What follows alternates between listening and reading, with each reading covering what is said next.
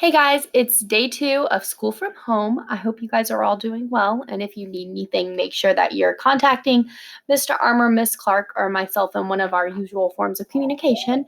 Today we're reading another chapter from Fish in a Tree. If you remember from yesterday, we just found out that our main character does in fact possibly have something going on that's keeping her from reading. It's called dyslexia, or at least that's what her teacher thinks. So today we're picking up with chapter 30, Miserable King. And I will say that this picks up with the chess that he had said he was going to help teach her. I'm wondering and predicting that maybe this will help her feel a little bit more successful. So we'll kind of see what happens from here. Don't forget at the end, if you want to take a second and drop something in the discussion in the Flipgrid, feel free to do that. Chapter 30, Miserable King. 2 days later, a lady named Miss Kessler pulls me out of class early in the day to give me some tests. Mr. Daniels is right. They're more like puzzles and games than those awful bubble tests we do, where I just fill in circles without even reading the questions. She's really nice, like Mr. Daniels. After school, Mr. Daniels is setting up a chessboard and pieces at the reading table. I walk over and he looks up. So, did your mom tell you I called? Yeah, she didn't say much, though. She usually has a lot more to say about everything. He laughs. Moms usually do. He motions towards the chair. Have a seat. I pull up the chair, wondering what this is all about. Okay, he says, loosening his tie like we're going to do some serious work. Chess is a game about planning. It's like other games where you just capture the powerful pieces.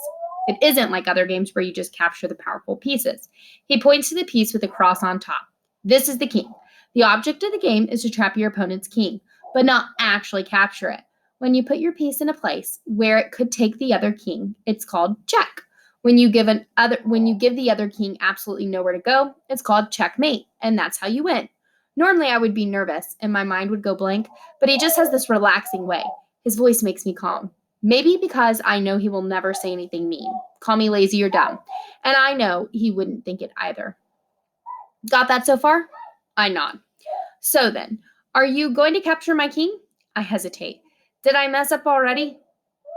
Didn't you say that you don't capture it, that you just make it miserable? He laughs. Yes, I did say that. Good, Allie. Good listening.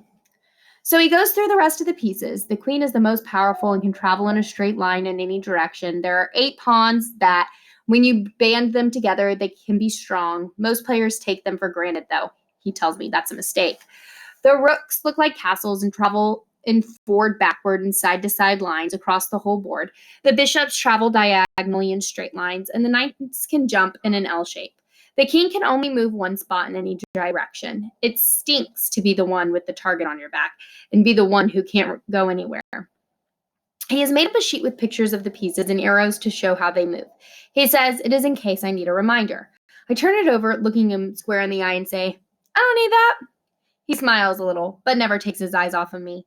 As he reaches down and moves one of his pawns. Good then.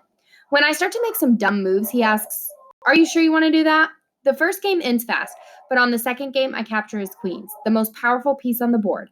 I stand up so fast, my knees push my chair back and it falls over. I want to ask if he'd let me do that, but I'm afraid of his answer. He holds up his hands to high-five me. Well done. It is so weird. I don't have trouble with this game. I like it. I like planning what I'll do to trap his pieces. He shows me how you can work it so that you put your pieces in a different place where it can choose between taking 2 different pieces. Then your opponent has to choose which one to let go. That's called a fork. I love the look on his face when I manage one of those and take his bishop. Like it hurts a little, but he likes it too. The longer we play, the better I can see it in my head.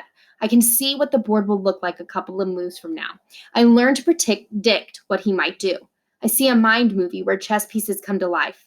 They can travel around on the board all day by themselves, and they're happy that they don't have to just stand there and wait for everybody to pick them up and move them. I know how relieved they are being able to do something for themselves.